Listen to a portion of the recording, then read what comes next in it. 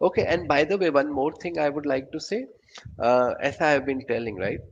See, I keep these sessions very dynamic, as I have been telling you. Like, it's not going to be like a traditional sessions where the things are fixed. I will be going in a fixed way. That is not the case.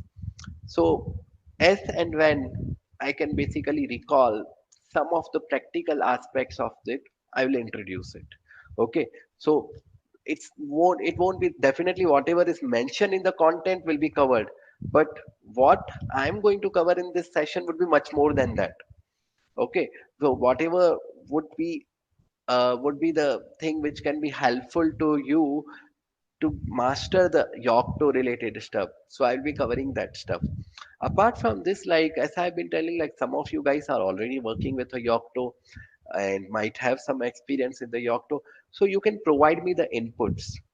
Like if anything you would like me to cover, depending on the time and bandwidth, I will see if it can be included, and if definitely if it is that important, I will get it added.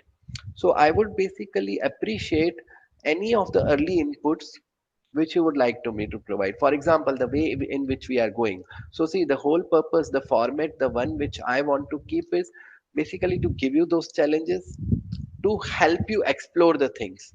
And once you have explored the things and you have enough of information, I basically want to explain you so that it goes really, really deep. So that has been the purpose. So otherwise, if you ask me the same exercise, the way I have conducted for the corporate clients, because of the lack of time, the way I do is I just give them steps. Okay, you do this. Okay, you got the error, you figure out and do the thing. So it happens in a quick succession. But I don't want to rush over here, because I want you guys to think over it, explore it, and once you explore it, in the upcoming session, we will discuss on the possible solutions and what you have. For example, now this one was a simple thing, whatever was there. Now, in the upcoming session, the complexity level is going to increase. So, the whole purpose is those concepts we'll be covering after you have explored it in a you have given enough of time, so that when you look into it, it just you are able to grasp it quickly. So that's what I can say the methodology which I want to follow. That means you go through it, explore it, understand it, and then I'll make those things clear in the upcoming session. So here we will discuss the basics of the layers, the classes, and all those kind of things. Now you need to play around with that. Okay. So I'm yet to add all the assignment. I have just added the assignment number one, but uh, there are more assignments which will be added in by tomorrow. I can say by tomorrow I will add a few more assignments in the portal which you need to solve. And then, as usual, like whenever you have any queries, actually don't seek solution. Actually speaking, see, uh, I will be providing you the hint. You can look here, you can look here. So solutions providing is not a part of that particular group where we basically directly you do this, you do this, then it will become like a steps, right? We don't want to take it like that. Okay. So I the whole purpose is you should explore so that you learn more. First configuration file which we have seen over here was bitbake.conf. So now what is the purpose of this bitbake.conf? So in the first exercise, we saw that we created bitbake.conf, and this is a configuration file for the Bitbake. This is the first file to be parsed when the Bitbake executes. Now in this, you have come across various variables, like you saw cache. Now what is the purpose of cache?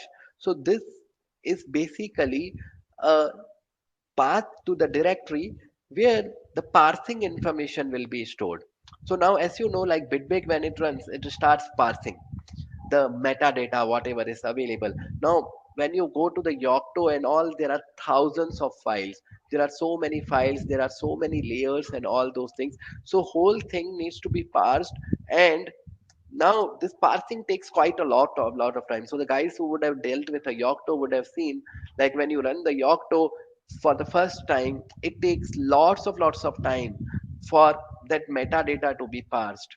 And then, because after all it's a script, okay, so definitely it will parse and it will take time. So now so that we don't have to every time do this parsing unless there are some changes in the configuration files or something like that. We don't have to do that parsing, so Bitbake maintains the cache. So that is the purpose of cache directory, where it caches the metadata, so that next time it should be fast. So that's the whole purpose of cache directory which has been added. Next is the persistent directory. Now this persistent directory, actually don't exactly know the direct thing. It's like internally being used by the Bitbake for some APIs and all. So I couldn't understand, to be honest, the purpose of this persistent directory, what exactly it is doing. But what I did was like cache and persistent directory, I have set it to same thing. So I could see one file getting created. So let me just show you. There is one file which has created from this stuff.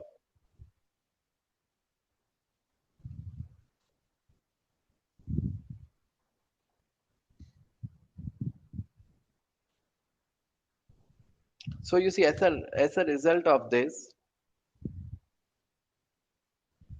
in the cache, I could see something like this: bb persist data.sqlite, which is basically being used by the Bitbake. So this is for the persistent, and this is our cache related data. So again, we don't need to look much into this. This Bitbake internally manages it over here. But how did we get this path?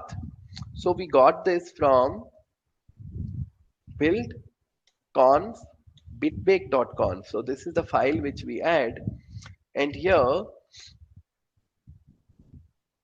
you see the persistent is basically temp directory cache, and this cache is also being set to temp directory and cache, and temp directory is top del means bb path, whatever you would have set it to the bb path, typically your build directory. Under that temp, that is the temp directory. So accordingly these paths are being set up. So ours is basically being set to something like this: temp direct tmp cache. And similarly you will find stamps. Now what is a stamp? So this stamp is for maintaining the timestamps, in the sense like when you run this script for the this recipe for the first time, it will execute.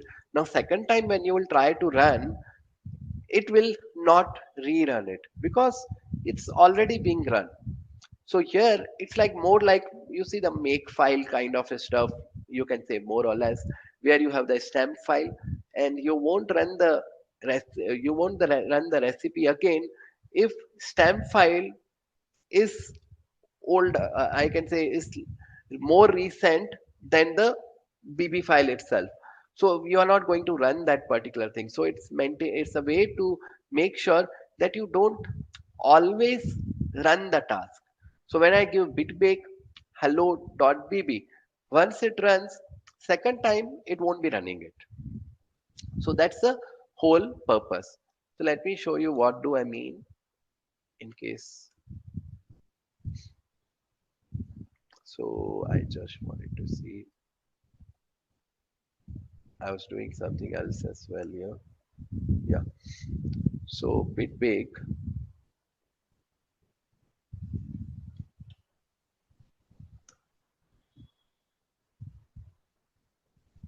attempted one task of which zero didn't need to rerun.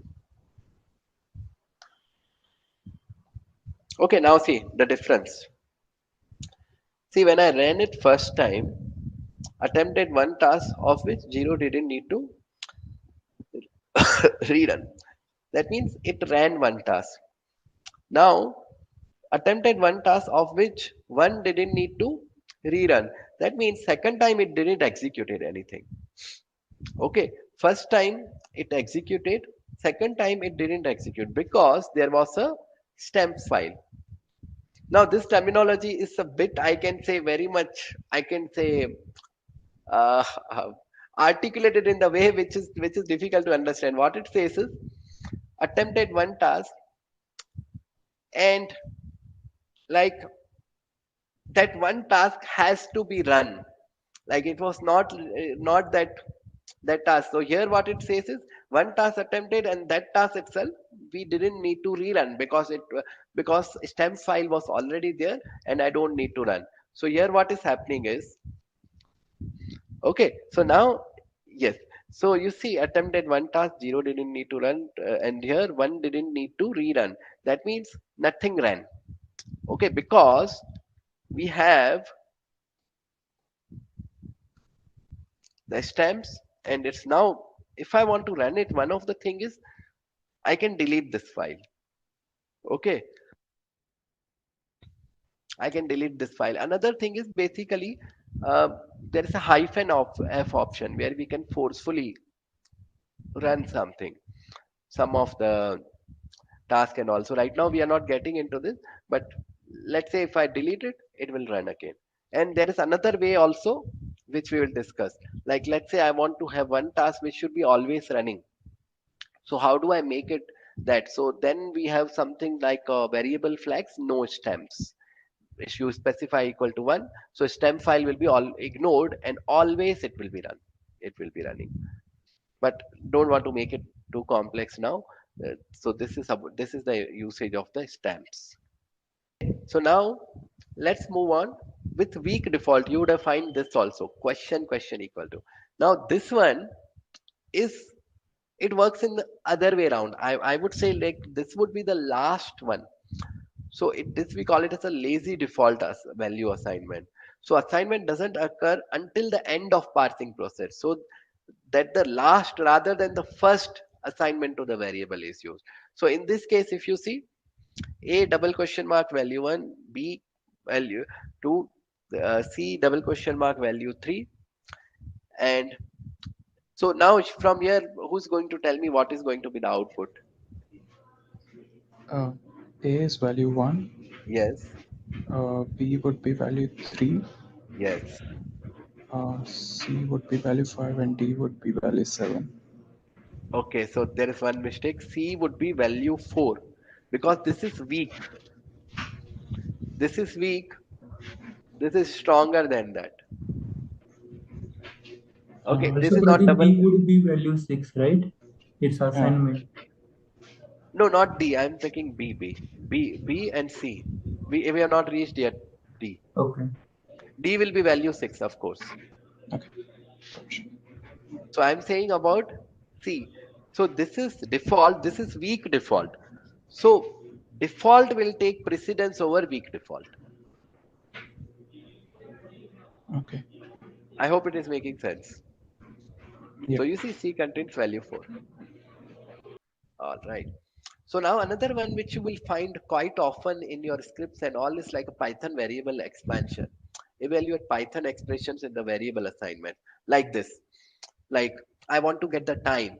So now Python has many functions which can give you this times and all in a very formatted way.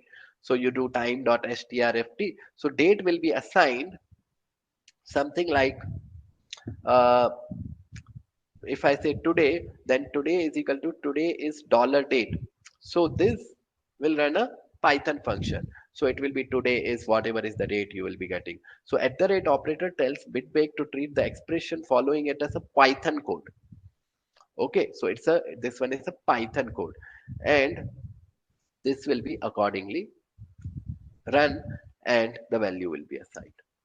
And you will find this thing at variety of places. Okay, I think in P and PV we were seeing this thing only, right? Yeah, you see, parse wheres from the file. So it's using the BB class from their parse dot wheres from the file. So this one is like a Python function. Example of this. You'll find it at several places. Some function we run and assign the value. For example, I will be needing a compile time or something. Take it from something like this. Okay, now comes another thing, variable appending and prepending. So you have a plus equal to and equal to plus while doing this. So this is how, let's say, this is the thing. Okay, so let me check with you guys. What do you feel will be the output? It's like appending and prepending with a space. In between there will be a space. So what would be the value of where one?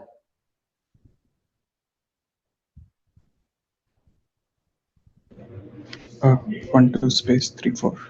Exactly. Where to? Um, 8 9 space 6 7. Perfect. Okay. And where three?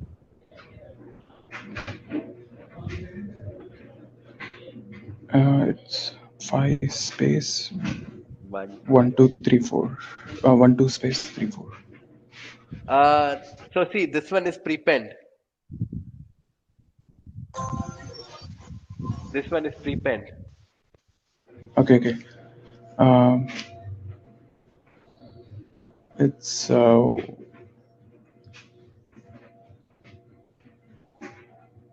8 9 space 6 7 space 1 2 space 3 4. Yes, yes. Space five in between. Now coming to the tasks. So tasks, what they are? They are the basic execution units. Okay. So for example, compile task, menu config task. So within the recipe, there is a task. So tasks are big execution unit that make up the steps that Bitcake can run. So you see, parallelism which you see, like 12 tasks executing in parallel, build, patching for something, and then basically the something like you will be doing for some other, you will be doing the packaging. So all those are basically individual tasks which can be run in parallel. So of course the dependency and all will be there, and there is a way where you can define the dependency. So once the dependency is resolved, they can run in parallel. Okay, so they are supported in the recipes and the classes. We'll come to this point what the classes is. And the, by convention, tasks have the name that starts with do. Okay, see the basic unit which you see is functions. Now functions basically should be converted to tasks. Task should be the part of recipes, or it can be in the classes as well. So any of these things will have the tasks. Okay, now what will happen is these recipes and classes basically are the metadata which you have. Now let's say I want to define a feature. My feature is all the recipes and the classes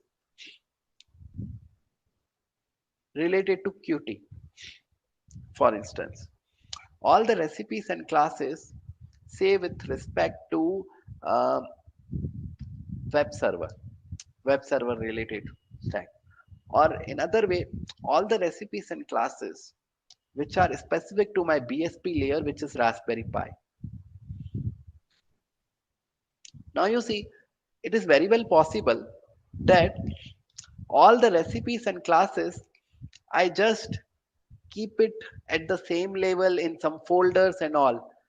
But with that, what happens is I won't be able to segregate these things. This will be all cluttered and they will be very, I can say, unorganized.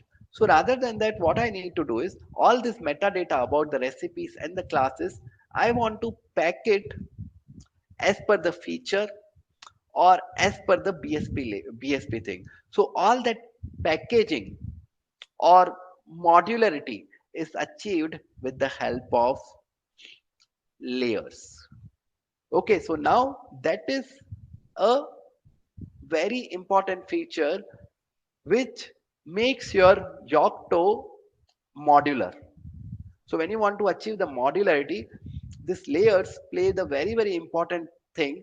That means they allow you to organize the metadata as per the category or as per the feature.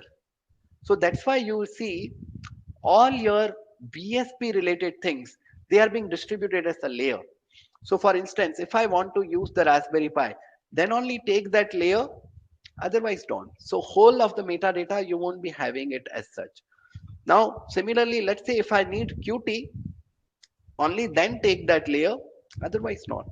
If you need the virtualization, you take that layer. So typically all the vendors or anybody who provides the features, they provide that collection, that particular metadata as a complete like collection of recipes, and that's what we call it as the layer.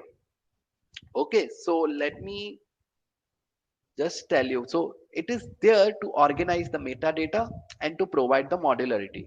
So recipes, classes, configuration, package groups, layers group all the related functionalities into separate bundles. So for example, meta networking, everything related to the networking. Meta Python, if I want to have the Python related stuff on my machine. Meta web server. So all these are being distributed as a layers. So layers can be added to the build setup only when required. So this basically helps you achieve the modularity plus packaging the metadata uh, as per the category, which makes more sense to us. Like virtualization makes more sense to us. So this metadata is not scattered everywhere. It is organized in a very, I can say, distinguishable, logical, in a logical way. So what is layer? A layer is a logical collection of metadata representing the core, the board support package or application stack. So board support package for the particular device is distributed as a layer. Okay, this we'll see layer have a priority and all those things. So, okay, and we will look into the detail because we'll be playing around with the layers. Actually speaking, the BSP layer and all those layers we'll be seeing. So this is just a brief about that. Okay, so now what I expect from you. Here, I have given one exercise. So these are the concept which I wanted to share. And now I'm going to take you to the assignment. So here I have added only one part of the assignment where I have created the layers, one layer, and one layer basically uh, it will show up and one recipe it will execute. Further to this, what would be added is the variables which I have told you. So those will be added. I will ping you in the WhatsApp group once they get added, so you can look into that. Apart from this, I would like to add the classes. Inside the classes, the recipes, and those recipes should be extended, and the classes should be inherited. So all the permutations and combinations I will be providing you as a part of this exercise. So you can expect there will be some 3 or 4 exercises coming over here, and all the instructions will be provided over here. Right now, there is only one exercise which I've mentioned. So I'm just actually putting it across. So by tomorrow, I will be able to complete all the stuff and I will ping you on the WhatsApp.